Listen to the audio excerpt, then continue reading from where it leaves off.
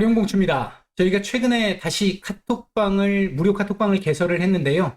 음, 들어오시려고 하는 분들은 저희 채널에서 아무거나 들어오셔가지고 영상을 보실 때 이 영상 바로 밑에 보시면 링크가 있습니다. 이 링크 클릭하시면 바로 들어오실 수 있겠고요. 이제 지금 주식시장이 한동안 굉장히 어려웠고, 이제 앞으로도 쉽지는 않을 겁니다. 다만, 해볼 만한 시장은 될 것 같고요. 이제 그런 상황에서 혼자 매매가 어려우신 분들 같은 경우는, 저희가 이제 VIP 방도 운영을 하고 있으니까, 직장인 분들이나 아니면 혼자 매매가 어려우신 분들 관심 가져주시면 좋을 것 같습니다. 8월 10일 오전입니다. 미국 시장 얘기 잠깐 좀 드려보고, 우리 시장까지 말씀을 좀 드려보도록 하죠. 얘기를 들어보시고 도움이 되셨다고 생각되시는 분들은 구독, 좋아요 한 번씩 눌러주시면 감사하겠습니다. 자, 바로 보도록 하죠. 일단 어제 미국 시장 얘기부터 좀 해보도록 하죠. 그동안 제가 계속해서 조정을 좀 줘야 되는 구간에서 조정을 안 주고 과도하게 좀 올라가는 것 같다, 좀 불안한 부분이 있다라고 말씀을 드리면서 오늘 같은 경우는 요 12,500포인트 장중 이탈 가능성은 있겠지만 요거 지지 테스트가 한번 나올 것 같다 이렇게 말씀을 드렸는데 일단 이탈되고 마감을 했습니다. 마감하기는. 근데 뭐 아직까지 완전하게 이탈했다라고 얘기하기는 좀 어려운 상황이고요. 오늘 일단은 눈치 보기가 하루 나온 상태고 어제 제가 이거 캔들 차트상으로 봤었을 때는 캔들상으로는 단기 고점 징후가 나왔다라고 말씀을 드렸잖아요. 그래서 아마 그에 대한 조정 정도라고 보시면 될 것 같습니다. 뭐 큰 의미를 갖고 있는 부분은 아니고요. 단지 이제 어제 미국 시장에서 하락의 요인을 보게 되면 일단은 이날 그저께죠.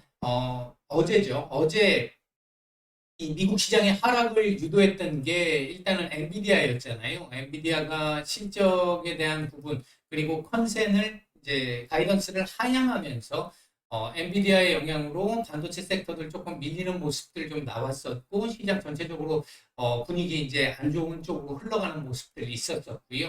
오늘은 여기에 마이크론도 또 합세를 했죠. 마이크론 역시도 가이던스를 하향했습니다. 내년 가이던스를. PC 쪽 그리고 게임 쪽 별로 좋지 않을 것 같다라는 쪽의 내용들이 나오면서 죄송합니다. 나오면서 일단 필라델피아 반도체 섹터를 급락시켰고요. 대신 한편으로는 미국 시장에서는 이 반도체 섹터를 비롯해서 2차 전지 섹터들 같은 경우는 최근에 그 상원을 통과했던 이 인프라 감축 법안이 있잖아요. 이 부분에서 전기차 섹터들 같은 경우 보면 배터리 내에 사용되는 그 광물, 원재료 자체도 미국 내에서 생산되거나 미국 내에서 재활용된 것만 보조금을 주겠다라는 쪽의 얘기가 이제 구체적으로 나오면서 테슬라부터 시작을 해서 일반 자동차 섹터들, 이제 2차 전지 관련 섹터들 보면 중국의 원재료를 대체하고 움직일 수 있는 게 그렇게 거의 없는 거 아니에요? 거의 이렇게 되면 뭐 사실상 2차 전지 섹터 쪽은 수혜를 받을 수 있는 기업들이 거의 없는 거 아니야? 라는 쪽의 인식이 확산이 되면서 일단 이 전기차 섹터들도 어제 급락세를 보였잖아요. 그 부분이 시장 하락을 좀 유도를 했던 부분들이 좀 있었습니다. 아마도 이 전기차 섹터 쪽 관련해가지고는 정부의 부양 의지를 보여주는 건데 실질적으로 수혜 대상이 없다. 이 부분은 아마도 조금 더 자세한 얘기들이 정부 쪽에서 해명 자료들이 좀 나오거나 아니면 법안을 조금 바꾸거나 할 수 있는 가능성은 있습니다. 그렇다고 해서 중국 쪽에 수혜를 줘가면서 보조금을 주지는 않을 것 같고요. 방식을 조금 바꿔서 미국 내에서 할 수 있는 부분이 몇 프로 뭐 이런 형태로 아마 조금 바꿔서 수혜 대상을 넓히기는 할 겁니다. 그럼 뭐 이게 안 되면 이번 인프라 감축법에서 전기차 섹터들 이 보조 금액이 상당한데 이게 의미 없게 된다는 거는 사실상 이번 인프라 감축 법안 자체의 의미를 크게 퇴색시킬 수 있는 거기 때문에 바이든 대통령이 지금 이걸 이렇게까지 급하게 통과를 시키고 서명을 했던 이유 중에 하나는 중간 선거잖아요. 그 중간 선거에 아무 의미가 없다라고 한다면 굳이 할 이유가 없는 거죠. 이렇게까지 위험부담 안 나가면서 그렇게 생각을 한다라고 한다면 변화 가능성은 있을 거다. 이대로 뭐 수혜 못 보는 상태로 끝날 것이다. 이렇게 예상할 수는 없을 거라고 생각합니다. 이건 하루 이틀짜리 아마 뭐 아니면 단기적인 정도의 재료 악재 정도로 시장이 해석한 것 같고요. 이후에는 다시 정상적인 흐름을 보여주지 않을까 생각을 합니다. 그리고 이제 어제 나왔던 경제 지표들도 보게 되면 2분기 비농업 생산성 놓고 보면 생산성은 더 떨어지는 상태. 물론 컨센보다 더 안 좋았는데 전월 대비해서는 생산성이 조금 올라오긴 했어요. 그럼에도 불구하고 마이너스입니다. 이제 생산성은 떨어지고 있는데 비용은 증가를 하고 있더라. 인플레이션, 전형적인 인플레이션의 모습을 보여주는 거잖아요. 이제 그런 모습들이 나타나면서 일단 경제 지표도 좋지 않게 해석이 됐었고, 7월 소기업 낙관 지수 같은 경우도 일단 100을 하회한 건 물론이고, 전월 대비해서 약간 개선세가 있었습니다만 90도 안 됩니다. 지금 이제 그런 상태다 보니까 전체적으로 좋지 않은 상황이 계속 유지되고 있다. 이렇게 일단 해석할 수 있겠고요. 이 소기업들의 사업주들의 설문 내용을 보게 되면 인플레가 가장 큰 문제야라고 얘기한 기업들 사업주가 한 37% 정도 되고요.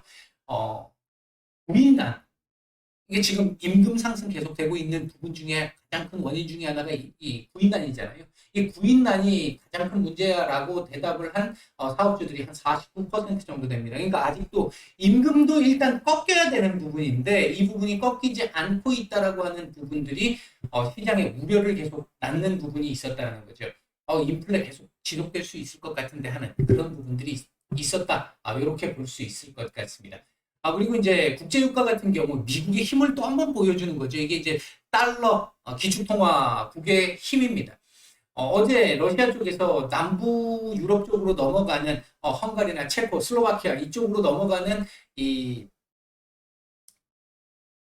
파이프라인을 일단 중단시켰잖아요. 공급을 중단시켰잖아요. 이것 때문에 국제유가가 좀 올라가는 모습들이 좀 나왔습니다만, 미국 내에서 가솔린 가격이 지금 이제 갤런당 5.5달러까지 넘어갔었잖아요. 6월 달에. 이제 그래서 난리가 났었잖아요. 했는데 지금 4달러 밑으로 지금 내려왔습니다. 4달러 밑으로 내려왔어요. 이 밑으로 내려오면서 이제 조금 미국은 확실히 이 인플레가 조금 유가 쪽에서 인플레는 잡히는구나라는 거에 대한 기대감으로 국제유가 밀리기 시작했고 물론 수요 둔화 원인도 있습니다. 했는데 국제유가는 밀리기 시작했고요. 달러 가치도 조금 떨어지기 시작하고 이런 모습들이 좀 나타났습니다.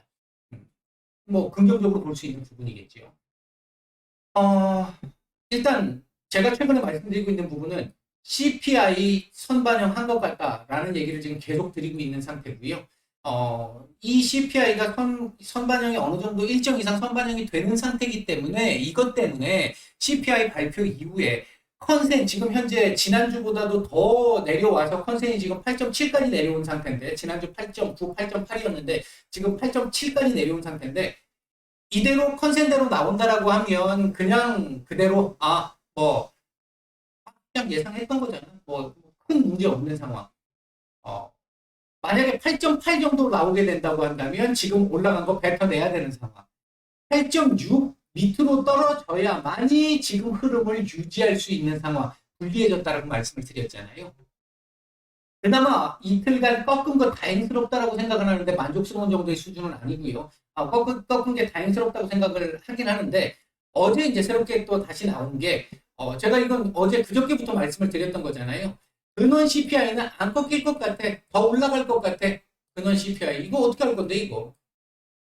국제유가나 뭐 곡물가 떨어진 것 때문에 식료품 가격 조금씩 잡히는 부분들은 그렇다 치더라도 근원 PCI 지난달 5.9, 3개월 연속 하락하면서 5.9까지 내려왔는데 이번 달 6.2 정도 지금 예상이 돼서 지금 더 오를 것 같은데 야 그러면 이게 지금 더 큰 문제지 않나? 어제도 잠깐 말씀드렸잖아요. 근원 PCI 같은 경우가 올라가기 시작을 하면 얘는 쉽게 빠르게 안 꺾인단 말이죠. 시간이 더 걸린단 말이죠. 왜? 식료품이나 국제유가와 달리 거의 전 영역에 걸쳐서 올라가고 있음을 의미하는 거잖아요. 인플레가 지금 작용되고 있음을 의미하는 거잖아요. 주택 가격은 분명히 꺾이기 시작을 했어요. 그 분명히 다행스러운 부분이다라고는 생각을 하지만 이게 반영되는 데까지 시간이 좀 걸린단 말이에요.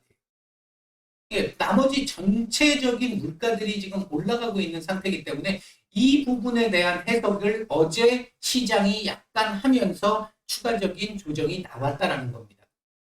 오늘 우리 시장 밀리고 있는 부분도 이 부분과 관련이 있다고 볼 수 있는 거죠. 그렇게 되면. 과연 오늘 밤 발표되게 될 CPI가 어떻게 나올 것이며 그런 CPI가 어떤 식으로 나와서 시장이 그걸 어떻게 반영할지 이건 정말 예상이 어려워진 상태입니다. 저도 개인적으로 그동안 계속 제가 생각하고 있는 부분들을 말씀을 드렸습니다만 좀 쉽지 않습니다. 지금 현재 개인적인 생각은 있습니다만 말씀드릴 수 있는 정도의 수준까지 신뢰도를 제 스스로 확보했다고 말씀을 못 드려서 말씀드리기는 조금 어려운 상태인 것 같고요.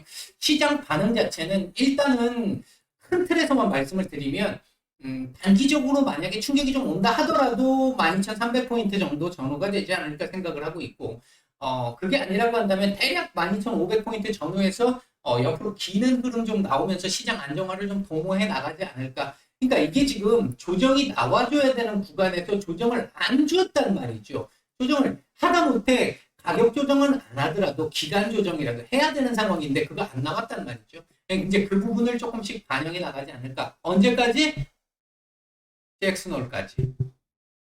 이제 옆으로 긴다는 얘기는요. 개별 주장세 계속 될 거라는 얘기입니다. 난이도는 좀 계속해서 조금 더 올라갈 수 있을 거고요.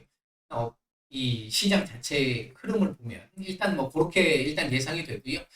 우리 시장 얘기를 조금 해보도록 하죠. 우리 시장 같은 경우 오늘 이 약보합권 출발 이후, 약세 출발 이후에 한 차례 누름 그리고 횡보 1차 바닥 잡기가 있었습니다만 이후에 다시 한번 하락 그리고 지금 살짝 반등이 좀 나오고 있습니다. 나오고 있는데 일단 일본 증시가 개발학 출발 이후에 상승, 그러니까 조금씩 반등을 주고 있는데 우리 시장이 지금 밀리고 있는 모습들이 있는 거고요.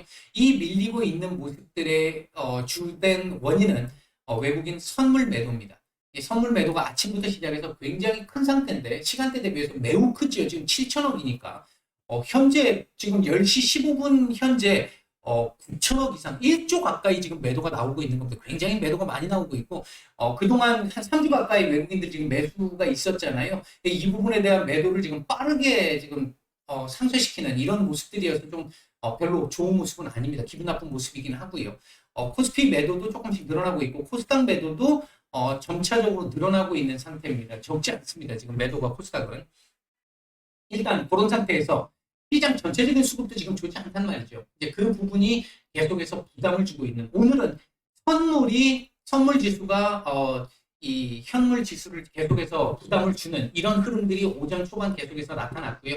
일단 현재 지금 반등이 조금 나오고 있는데 오늘 개인적으로 생각할 때는 변동성을 크게 키우기보다는 견주한 정도의 흐름 정도로 조정을 주지 않을까 생각을 했는데 예상보다 조금 강하게 좀 코스닥 같은 경우는 좀 나온 모습이고 코스피는 이 정도 같으면은 견조한 흐름이 계속 유지되고 있는 것이다. 이렇게 일단 보시면 될 것 같습니다. 오늘 현재 움직이고 있는 섹터들 보게 되면 조선 관련 섹터들 조금 움직임이 좀 괜찮고요. 또 특히 이제 조선 기자재 섹터들도 좀 괜찮은 모습들을 보여주고 있고, 그다음에 이제 이 빈살만 왕세자의 빈살만 왕세자의 방한 11월 말 전후 10월 말에서 11월 전후 방한 가능성에 대한 뉴스가 나오면서 네옴시티 수주 가능성 이게 굉장하죠. 서울의 44배 정도 크기 규모를 만든다라고 하니까 이거 엄청난 겁니다. 수주가 되기 시작한다라고 한다면 우리 시장 한번 바꿔놓을 수도 있는 정도의 수준이 될 수 있을 거라고 생각이 들고요. 원전 같이 엮여 있으니까 그래서 이제 원전 관련주, 건설 관련주, 전력 설비 관련주들 오늘 좋은 모습들을 지금 보여주고 있습니다. 최근 하루 이틀 정도 조정이 좀 나왔었고 순환매가 계속 나오고 있는 풍력 섹터들 지금 조금 움직임들 좀 나오고 있는 태양광도 마찬가지고요. 조금씩 나오고 있는 정도의 모습입니다. 현재 외국인들 매수 중인 종목들 보게 되면 삼성, SDI, KT 정도 눈에 띄고요. 매도상위 쪽에는 오늘도 역시 삼성전자 그러니까 삼성전자를 파는 게 아니라 우리 시장을 파는 거일 수 있고요. 삼성전자 매도인 부분들도 일부는 있겠습니다. 칩포 동맹 그 부분과 관련해서 그 부분 잠시 후에 말씀드릴게요. 삼성전자 매도 상당히 많습니다. 시간대 대비해서. 그리고 SK 하이닉스도 제법 많이 나오고 있고요. 그 외에도 삼성전기 정도 매도가 좀 나오고 있습니다. 코스닥 시장 쪽에서는 태광, 엠버 환경, 카카오게임즈, 나노신소재, S에너지, ABL 바이오, 휴마시스 정도 매수가 좀 들어오고 있는데 지금 뭐 태광, 자연과 환경, 뭐 S에너지 이런 부분들은 지금 기존에 계속 말씀드렸던 그런 섹터들에 지금 매수가 들어오고 있는 것이다라고 보시면 될 것 같고요. 그다음 매도 상위 쪽에서는 LX세미콘, 안랩, NHN 한국사이버결제, 아프리카 TV, TSE, 셀트리온 헬스케어, CS 베어링, 악셀바이오 이런 종목들 매도가 지금 조금씩 나오고 있는 상태입니다. 자, 그렇다면 삼성 치프 동맹 그 부분과 관련해서 어제도 잠깐 말씀을 드렸는데 중국의 톤이 조금 바뀌었단 말이에요. 바뀐 부분이 어제 오후에 있게 될 한중 외무장관 회담에서 어떤 모습이 나올 것이냐라는 게 중요했는데 일단 어제 나왔던 중국의 약간의 시각의 변화, 액션 변화하는 부분이 어제 일단 외무장관 회담에서도 일정 부분 나타났다라고 볼 수 있을 것 같습니다. 물론 그렇다고 해서